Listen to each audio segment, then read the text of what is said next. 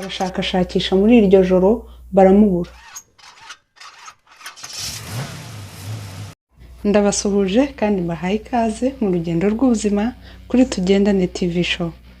Uyu munsi tugarutse mu gice cya 9 cy'inkuru mpamo y'urugendo rw'ubuzima bwa mama. Ndashimira abantu mwese mumaze kutugaragariza yuko iyi nkuru cyangwa se ubuhamya bubafasha mu rwanya urugendo rw'ubuzima.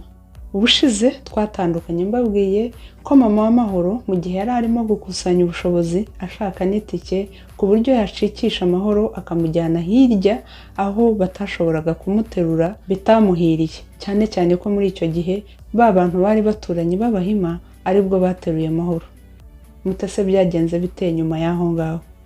Ku bantu rero mutazi guterura icyo ari cyo, ni umuco kera bakoreshaga, cyane cyane abantu bari batuye i Bugande cyangwa se bakuriye i Bugande nibo bawuzi, aho umuryango umwe woherezaga abagabo n'abasore benshi bakaza bagafata umwana w'umukobwa ku ngufu bakamuterura nyine bakamwiba. Ubundi hari n'igihe babyitaga kumwiba, bakamujyana nyine aho babaga baramushimye bagomba kumushyingira umuhungu wabo cyangwa se umugabo wabo muri uwo muryango.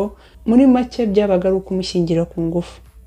Kenshi na kenshi wasangaga uwo mukobwa umugabo bagiye kumushyingira cyangwa se umusore bagiye kumushyingira yarabaga atamuzi habe na gato, ndetse bwabaga n'ubwa mbere bagiye guhura. Ni ukuvuga ngo yashakaga umuntu cyangwa se yabanaga n'umuntu atigeze afata icyemezo cyo gushaka, atigeze akunda, atigeze anamenya, ahubwo uko yagendaga abana nawe niko yagendaga yiyakira, ndetse na rwa rukundo rukaza, wa mubano ukaza, bikazarangira nyine babanye burundu. Ariko wari umuco mubi we. Tekereza nawe ibyo bintu bikubayeho.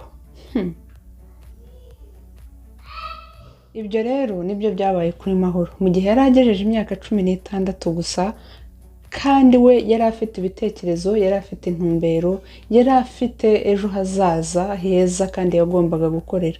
Nta na rimwe yigeze atekereza yuko ashobora gushaka kuri iyo myaka, ndetse ngo ashake muri ubwo buryo. Ubwo rero baramutwaye bamugejeje mu rugo, yagendaga avuza induru inzira yose arira, ariko mu by'ukuri nta muntu wo kumutabara yabonye, cyane cyane ko wari umuco umenyerewe. Niyo abantu bumvaga uvuza induru ayo masaha ya nimugoroba, ubwo babaga bazi yuko ari umukobwa bateruye nyine, nuko ejo ahubwo bakazajya kumusura, bikamera bityo ugasanga abana b'abakobwa nuko nguko bashatse muri ubwo buryo. Umukobwa rero wabaga wateruwe yabaga mu nzu, ntabwo yabaga yemerewe gusohoka, akaba mu nzu byibuze igihe cy'amezi agera nko kuri 6, akirirwa anywa amata.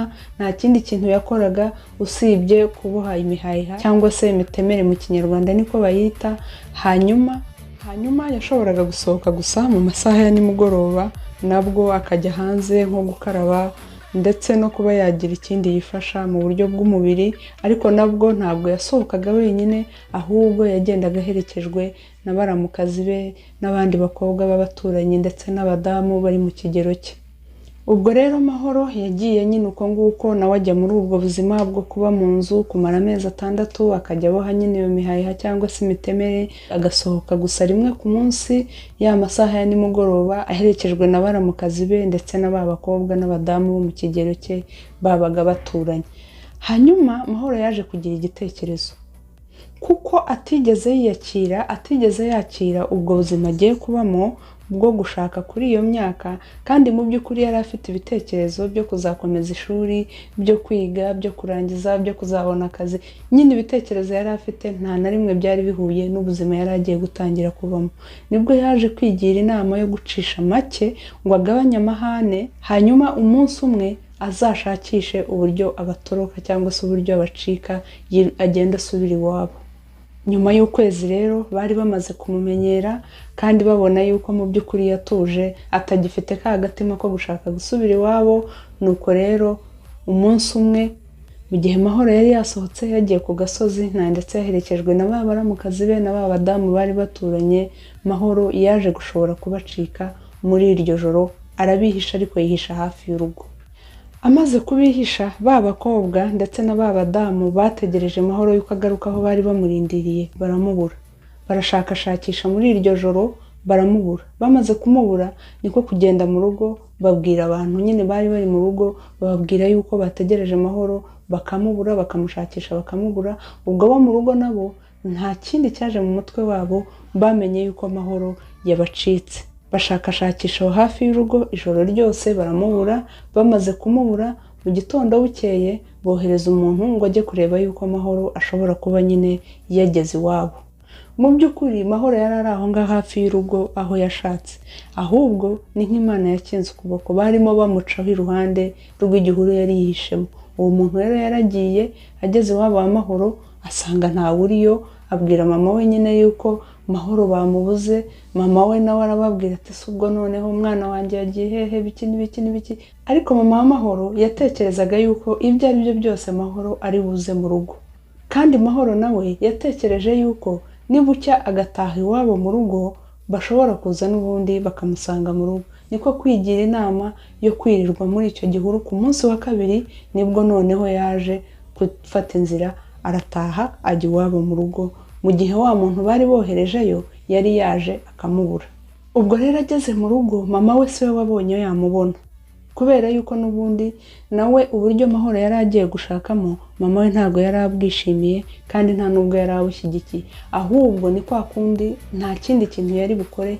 Icya mbere byari umuco, ikindi cya kabiri yari umugore nyine udafite kivurira, nta mugabo afite, nta n'abandi bantu byibuze b'umuryango yari afite aho hafi bashobora kumufasha, ku buryo babandi bari barashatse Mahoro nyine baramusuzuguraga, nta gaciro bamuhaga. Babonaga ko ari umugore uri aho nta kindi yarenzaho, bagomba gushaka umwana we ku ngufu uko babishaka, kubera yuko nta jambo mama wa Mahoro mu by'ukuri yari afite.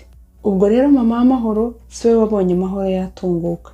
Ageze aho mu rugo amubwira nyine yuko baje kuhamushakira ariko batamubonye. Niko kugira vuba na bwangu ya mafaranga arayashakisha y'itike, ahita acikisha Mahoro ngo ajye muri ya miryango n'ubundi ku mugambi yari afite na mbere yuko bamuterura. Aha rero ni naho dusoreje igice cya 9 cy'inkuru mpamo y'urugendo rw'ubuzima bwa Mahoro. Mbararikira kutazacikwa n'igice cya 10 cy'iyi nkuru mpamo. Mu gice cya 10 tuzareba ese nyuma yuko Mahoro agera muri ya miryango aho yahungiye byagenze gute. Ese yaba yarasubiye mu ishuri akiga? Ese mu by'ukuri byaba byaramugendekeye bite? Ese yarakomeje aricara hanyuma abandi bahima baho ngaho n'ubundi nabo baramuterura? Ese mu by'ukuri ubuzima bwa Mahoro bwagenze bute nyuma yuko acikiye hirya acika kandi ahunga ya miryango yashakaga kumushaka ku ngufu? Ndabararikira nanone gukomeza gukurikirana inkuru ndetse n'ibiganiro dutanga kuri Tugendane TV show, kuko tuvuga ku bintu byinshi bitandukanye bitubaho mu buzima, cyane cyane ko twemera yuko ubuzima ari urugendo kandi ari ishuri rirushaho koroha ndetse rikihuta iyo tugendanye kandi twigira ku bandi. Ni muri urwo rwego muri ino minsi ndimo ndakora amavideo arimo ibyo kunywa cyangwa se amaji atandukanye ashobora kugufasha kuba wagabanya inda cyangwa se no kugabanya ibiro, kandi ukarinda umubiri wawe indwara nyinshi zitandukanye, cyane cyane yuko burya imibiri yacu igizwe n'ibyo turya cyangwa se n'ibyo tunywa. Mukomeze mukore subscribe kuri uru rubuga, mukore comment, mukore share, mukore like. Mwibuke kandi no gukora kuri ka kazogera kugira ngo ubutaha nidushyiraho izindi nkuru ndetse n'ibindi biganiro ntimuzacikwe. Mwakoze cyane rero kubana natwe uyu munsi, naho ubutaha Imana ibarinde.